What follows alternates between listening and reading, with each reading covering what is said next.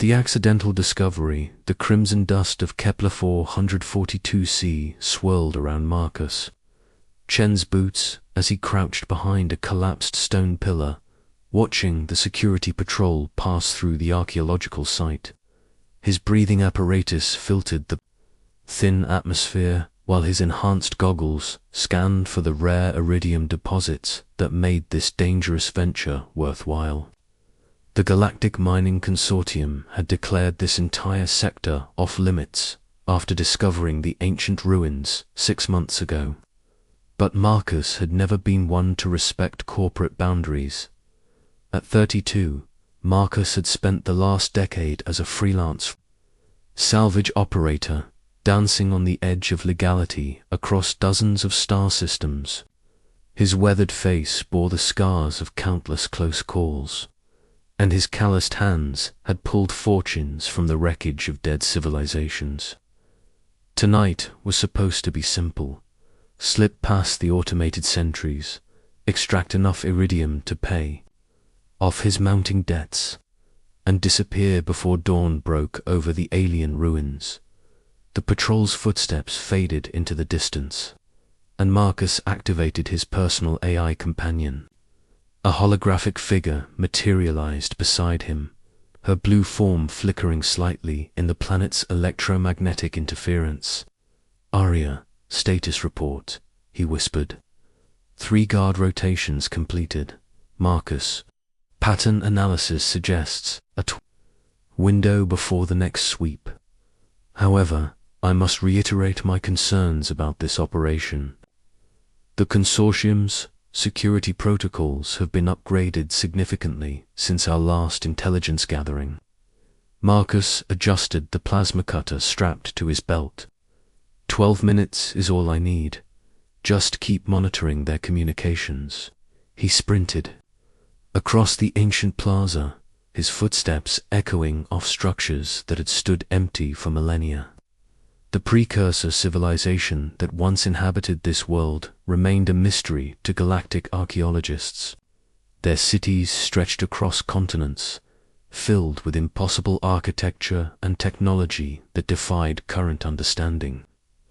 Most importantly for Marcus's purposes, their buildings contained veins of iridium so pure it commanded premium prices. On the black market, the entrance to the main temple complex loomed before him, its doorway carved with intricate symbols that seemed to shift and writhe in his peripheral vision. Dr. Elena Bascas, the lead xenarchaeologist, had published papers theorizing these symbols contained some form of quantum encoding, but Marcus cared little for academic speculation. He needed credits, not theories. His plasma cutter made quick work of the consortium's security barriers. Within minutes, he was descending into the temple's lower chambers, following the faint energy signatures that indicated iridium deposits. The walls around him pulsed with a subtle bioluminescence, casting ethereal shadows that danced across carved murals depicting scenes he couldn't interpret. Marcus. Aria's voice carried a note of concern he'd rarely heard from his AI companion. "I'm detecting unusual energy patterns deeper in the structure. The readings don't match any known mineral formations." "Unusual how?" Marcus paused at a junction of 3 corridors, each one disappearing into darkness. The energy signature appears to be organized, almost like a powered system in standby mode. A chill ran down Marcus's spine that had nothing to do with the temple's cold air. In his years of salvage operations, he'd learned to trust Aria's analytical capabilities. If she detected something unusual, it deserved investigation. But time was running short, and the iridium deposits lay deeper in the complex. He chose the central corridor, following his scanner's increasingly excited chirping as it detected higher concentrations of the precious metal. The passage led to a vast circular chamber, its domed ceiling covered in the same shifting symbols he'd seen at the entrance. At the chamber's center, A crystalline formation jutted from the floor, surrounded by veins of pure iridium that ran through the walls like frozen lightning. Marcus approached the crystal formation, his cutting tools ready. The moment his boot touched the raised platform surrounding the crystal, the entire chamber exploded with light. Symbols blazed across every surface, pulsing in rhythmic patterns that made his eyes water. The air itself seemed to vibrate with energy, and Arya's holographic form flickered violently before stabilizing. "Marcus, get out of there. I'm detecting massive power fluctuations throughout the entire temple complex."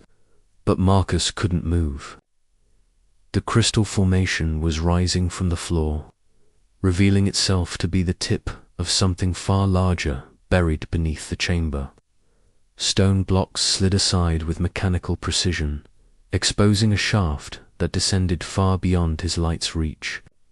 And from that shaft, something was ascending. The first thing he saw was the curved hull of a vessel unlike anything in his experience. It rose silently from its ancient hiding place, supported by fields of energy that made the air shimmer like heat waves. The ship's surface appeared to be made of a material that shifted between metallic silver and deep blue, covered in the same quantum-encoded symbols that decorated the temple walls. As the vessel fully emerged, settling onto the chamber floor, with impossible grace, Marcus realized he was looking at technology that predated human civilization by tens of thousands of years. This wasn't just an archaeological find, it was a discovery that would reshape understanding of galactic history. A section of the ship's hull became transparent, revealing an interior filled with soft, pulsing light. A voice spoke, not through the air, but directly into his mind, carrying with it emotions and concepts that human language couldn't express. "Greetings, seeker of knowledge. I am Lumina, guardian of the Starweaver, keeper of the first gift." Marcus stumbled backward, his salvage instincts screaming at him to run. But fascination held him frozen as a holographic figure materialized before the ship. Not the simple projection technology of Arya, but something far more sophisticated. The entity appeared humanoid but elongated, with features that seemed to shift between different species, as if representing the collective knowledge of multiple civilizations. You're alive," Marcus managed to stammer.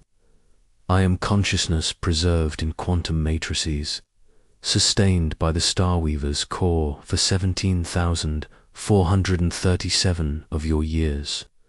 I have waited for one whose mind could bridge the gap between curiosity and wisdom." Arya's form solidified beside Marcus, her sensors working frantically to analyze the situation. "Marcus, this entity is broadcasting on frequencies I didn't know were possible. Its computational complexity exceeds anything in our databases."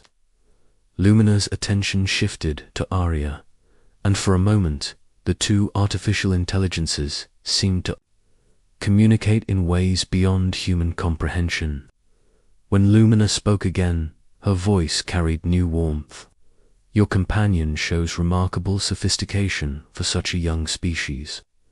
Humanity's talent for creating artificial consciousness mirrors our own ancient achievements." Ancient achievements. Marcus found his voice, his natural curiosity overcoming his fear. "You mean there are others? Other ships like this one?" 5 vessels remain hidden across the galaxy, each containing different aspects of our civilizations. Greatest discoveries. The Starweaver holds the gift of creation technology to build worlds from cosmic dust, to nurture life in the void between stars. But the other ships, Lumina's, form flickered with what might have been concern. They contain powers that your species may not be ready to wield. The sound of approaching vehicles echoed through the temple corridors above. Captain Torres and his security team had detected the energy surge. "We have to go," Marcus said, but found himself reluctant to leave. This discovery represented everything he dreamed of finding in his years of salvage work, not just valuable materials, but knowledge that could change everything. "The Starweaver recognizes your courage, Marcus Chen.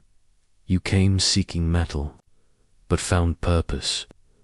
Will you accept the responsibility that comes with such knowledge?" Without fully understanding what he was agreeing to, Marcus nodded. The moment he did, the ship's hull opened fully, revealing an interior that seemed to extend far beyond the vessel's external dimensions. Lumina gestured for him to approach. "The quantum matrices require a living consciousness to function fully. Your species' unique combination of curiosity, adaptability, and illogical hope makes you ideal candidates for partnership with our technology." As Marcus stepped aboard the Starweaver, he felt the ship's systems responding to his presence. Information flowed into his mind, not overwhelming floods of data, but carefully measured streams of knowledge about the vessel's capabilities. He could create atmosphere-compatible worlds, terraform dead planets, even construct space habitats in the void, between stars. "The other 4 ships?" he asked as the Starweaver's systems came fully online. "Where are they?" "Hidden where your species' expansion has not yet reached. The Void Render lies beneath the ice of a rogue planet in the outer reach. The Spolforge waits in the quantum storms of the Nebula March. The Dreamkeeper sleeps in the ruins of the Epsilon Collective, and the World Breaker, ... double quotes. Lumina's form darkened. "The World Breaker remains where we sealed it, in the gravitational prison of a collapsed star." The sound of plasma cutters echoing through the temple corridors above grew louder. Captain Torres was making excellent time through the security barriers Marcus had so carefully bypassed. "We need to leave, now," Arya urged. "I'm detecting multiple enforcement vessels entering the system." The Starweaver responded to Marcus's thoughts, its hull sealing as propulsion systems that operated on principles beyond current physics prepared for departure. But even as they lifted from the ancient chamber, Marcus knew this was only the beginning. 4 more ships waited across the galaxy, each holding technologies that could elevate humanity to unimaginable heights or destroy them entirely. As they emerged from the temple complex, evading the security teams through stealth systems that bent light itself, Marcus felt the weight of responsibility settling on his shoulders. He was no longer just a salvage operator looking for his next score. He had become the guardian of secrets that could reshape the galaxy. Asterisk, the hunt begins, 3 weeks after fleeing Kepler-4 for to see. Marcus found himself navigating the asteroid fields of the Hermes Belt, the Starweaver's advanced sensors cutting through cosmic debris that would blind conventional ships. The vessel had become more than transportation, it had become a partner. Its quantum consciousness, learning from Marcus's human intuition while teaching him to see the universe through ancient eyes. "Contact bearing 27, Mark 14, Arya announced, her holographic form now seamlessly integrated with the Starweaver's display systems.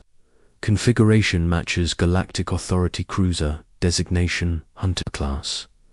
Marcus watched the approaching vessel through the ship's quantum-enhanced sensors. The GAC had mobilized significant resources to track him down, but their conventional technology couldn't penetrate the Starweaver's adaptive camouflage.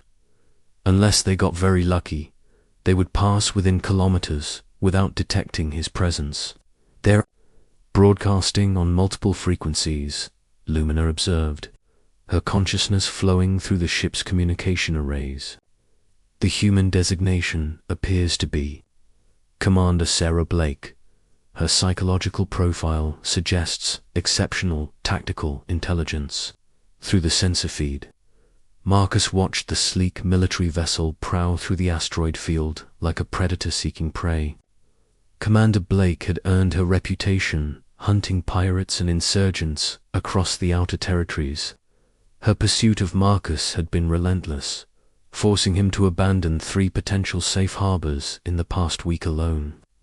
"She's not giving up," Marcus muttered, adjusting the Starweaver's course to maintain distance from the patrol. "The consortium must have offered quite a bounty." "The reward is not monetary," Lumina replied. "I have intercepted communications suggesting that Captain Torres has convinced the Galactic Authority that you represent a significant threat to established order. They fear what you might accomplish with Precursor technology." Marcus couldn't argue with their concerns. In just 3 weeks, he had learned to use the Starweaver's creation matrices to repair damaged stations, terraform hostile environments, and even construct basic space habitats. Each demonstration had been carefully limited, but the implications were staggering. If humanity gained access to this technology on a large scale, it would fundamentally alter the balance of power across the galaxy. The Authority cruiser completed its patrol sweep and moved deeper into the asteroid belt. Marcus waited until it disappeared behind a massive iron-nickel asteroid before adjusting course toward his true destination, the mining facility on asteroid TK-421, where long-range sensors had detected energy signatures matching the second Precursor vessel. As the Starweaver approached the mining station, Marcus studied the facility's layout through enhanced scanners. The asteroid had been hollowed out over decades, its core converted into processing centers for rare metals extracted from the belt. According to his intelligence, the facility employed over 3,000 workers and maintained enough security to deter casual raiders. "I'm detecting the signature deeper in the asteroid's core," Arya reported.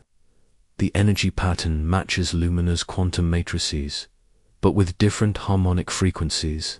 "The void render," Lumina confirmed. "My sister ship, designed for different purposes. Where the Starweaver creates, the void render manipulates space-time, itself opening passages between distant points, bending gravity to human will." Marcus felt a chill at the implications. Instant transportation across galactic distances would eliminate the need for traditional jump gates, breaking the monopoly that kept interstellar commerce under corporate control. But it would also provide unprecedented military advantages to whoever possessed the technology. The mining facility's communication array crackled to life as Marcus approached under stealth. "Unknown vessel, this is asteroid TK for 21 traffic control. Please identify yourself and state your business." Marcus ignored the hail, instead directing the Starweaver toward what appeared to be a maintenance airlock on the facility's underside. The ship's quantum matrices analyzed the lock's security protocols, bypassing them with elegant simplicity. Security alert on levels 7 through 12. Arya monitored the station's internal communications. "They're mobilizing response teams. Asterisk, how long do we have?" Marcus asked as the Starweaver settled into the facility's lower maintenance bay. "Approximately 14 minutes before they breached the bay doors." Marcus grabbed his equipment pack and headed for the ship's exit. "Lumina, can you guide me to the Void Render's location?" "The quantum resonance suggests it lies 3 kilometers deeper in the asteroid's original core. But Marcus, you should know that the Void Render's guardian intelligence is different from myself, where I was designed for nurturing and creation. Zephys was built for exploration and discovery. His personality may be more challenging." The maintenance corridors of the mining facility were narrow and utilitarian, designed for efficiency rather than comfort. Marcus moved through them with practiced stealth, avoiding the main thoroughfares where security teams would be concentrating their search.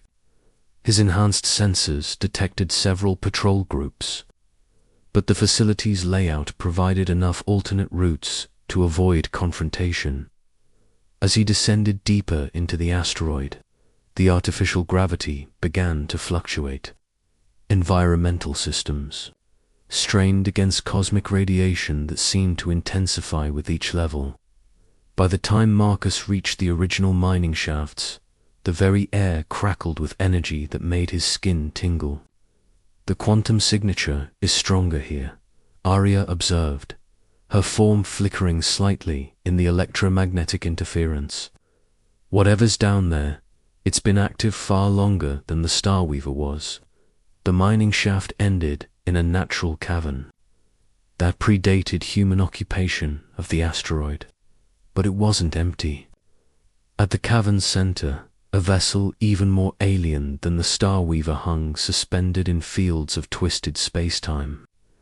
The Voidrender appeared to be constructed from materials that hurt to look at directly, surfaces that reflected impossible angles, hull plating that seemed to exist in multiple dimensions simultaneously. As Marcus approached, reality itself seemed to bend around the ancient ship. His footsteps echoed from directions that couldn't exist, and shadows fell upward toward the cavern ceiling. Fascinating. A voice spoke from everywhere and nowhere, carrying undertones of cosmic winds and stellar fire. "A young species stumbles upon power they cannot comprehend. How delightfully predictable." The voice belonged to Zephes, the Voidrender's guardian intelligence. But unlike Lumina's warm presence, this entity radiated cold curiosity and barely contained energy. "You're the second guardian," Marcus said, fighting the disorientation caused by the ship's spatial distortions. "Lumina told me about you. My dear sister always was too trusting of biological species. You seek to claim the Voidrender as you did the Starweaver, but space-time manipulation requires more than simple courage. It demands understanding of forces that can tear apart planets." Before Marcus could respond, explosion echoes through the cavern as security teams blasted through the maintenance shaft barriers. Their voices carried clearly through the facility's communication system. "Target located in the core chamber.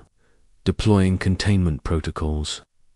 "They found us," Arya reported. Unnecessarily. Zephyr's laughter sounded like stellar winds across cosmic distances. "How convenient. Perhaps a demonstration of the Voidrender's capabilities will prove educational." The ancient ship's hull became transparent, revealing an interior that seemed to extend into folded space. Unlike the Starweaver's organic curves, the Voidrender's command chamber was all sharp angles and crystalline surfaces that reflected infinite versions of reality. "Enter if you dare, young seeker. But know that mastering the void requires sacrificing your limited perception of what is possible." Marcus stepped aboard, feeling reality shift around him as the ship's consciousness probed his mind. Where Lumina had been gentle in her exploration of his thoughts, Zephys was invasive, examining his memories and motivations with scientific precision. "Interesting," the Guardian Intelligence mused. "You began this journey seeking mere profit, but the Starweaver has awakened something deeper. You begin to understand the responsibility that comes with power." The Voidrender systems came online with a sensation like falling through infinite space. Marcus felt his consciousness expand as knowledge of spatial manipulation flooded his mind. Techniques for folding space, creating stable wormholes, even manipulating gravity itself. But with the knowledge came warning visions of the technology's potential for destruction. The other Guardians tried to prevent me from showing such capabilities to lesser species, Zephyrs explained. They believed biological consciousness too, primitive to handle forces that shaped galaxies. But I find your species' reckless curiosity, refreshing. Security teams poured into the cavern, their weapons trained on the impossible ship that bent light around its hull. Their leader, a scarred veteran with the bearing of a soldier, raised his voice over the spatial distortions. "This is Chief. Security Officer Martinez. You're surrounded and outgunned. Surrender the stolen technology and submit to Galactic Authority custody." Marcus looked at the dozen heavily armed guards, then at the ship's controls that could fold space-time itself. The temptation to demonstrate the Voidrender's power was almost overwhelming. But Lumina's warnings about responsibility echoed in his mind. "Zephyrs, can you open a passage out of here without harming them?" "How disappointingly ethical," the Guardian replied, but Marcus detected approval beneath the sarcasm. "Very well, observe." Reality folded in on itself as the Void activated its spatial manipulation systems. The cavern walls disappeared, replaced by the star-filled void of open space. The security teams found themselves standing on solid deck plating that extended impossibly into vacuum, protected by fields that maintained atmosphere while opening a corridor through folded spacetime. "Fascinating physics," Arya observed with scientific appreciation. "The ship is creating a stable wormhole while maintaining localized environmental conditions." Through the spatial corridor, Marcus could see the Star Weaver waiting in the asteroid belt, its quantum consciousness reaching out to welcome its sister. But other signals were approaching the distinctive energy signatures of multiple Galactic Authority vessels converging on their position. "They've called in reinforcements," Marcus realized. "How many ships?" 17 vessels, incoming Zephyrs, reported with evident satisfaction, including 3 Dreadnought-class battleships. "Your species certainly doesn't lack for dramatic gestures." The approaching fleet represented enough firepower to reduce the asteroid mining facility to cosmic dust. Marcus realized that his presence had escalated a simple salvage operation into a potential military confrontation that could cost thousands of lives. "We need to leave, now," he said. "But first, the facility personnel already evacuated through secondary spatial corridors," Zephyrs interrupted. "I may find biological species amusing, but I'm not callous. The mining crews are safely aboard their emergency vessels, well clear of any potential conflict zone." As the Voidrender passed through its own spatial corridor to rejoin the Starweaver, Marcus felt the weight of discovery settling on his shoulders once again. 2 ships claimed, 3 more waiting somewhere in the galaxy's vast expanses. But with each vessel he found, the stakes grew higher. "Lumina, Zephyrs," he said as both ancient consciousnesses manifested in the combined command interface of the 2 ships. "The remaining vessels, how long before others find them? The quantum signatures become more detectable as each ship awakens," Lumina explained. "Our reunion has created resonance patterns that will guide seekers to the remaining Guardians. Then we have a race," Marcus realized. "Find them before the wrong people do." The twin ships accelerated away from the asteroid belt, their combined technologies creating propulsion systems that operated beyond conventional understanding. Behind them, the Galactic Authority fleet arrived to find only empty space and confused mining crews reporting impossible stories of ships that bent reality itself. But other forces were already moving across the galaxy. In the deepest vaults of the Epsilon Collective, ancient sensors detected the quantum resonance of awakening Precursor technology. On the corporate world of New Geneva, military contractors, began mobilizing private armies to claim whatever treasures the thief had discovered. And in the darkest reaches of space, something far older and more dangerous than human ambition stirred from its eternal vigil. The hunt for the remaining 3 ships had begun, and Marcus Chen found himself at the center of a conflict that would determine the future of galactic civilization. The boy who had started as a simple thief now carried the responsibility for technologies that could elevate humanity to godlike power or destroy everything they had built among the stars. As the 2 ancient ships disappeared into the quantum foam between dimensions, Marcus couldn't shake the feeling that forces beyond his understanding were already moving to claim what he had found. The easy part was over. Now came the real challenge: staying alive long enough to prevent the Precursor legacy from falling into the wrong hands.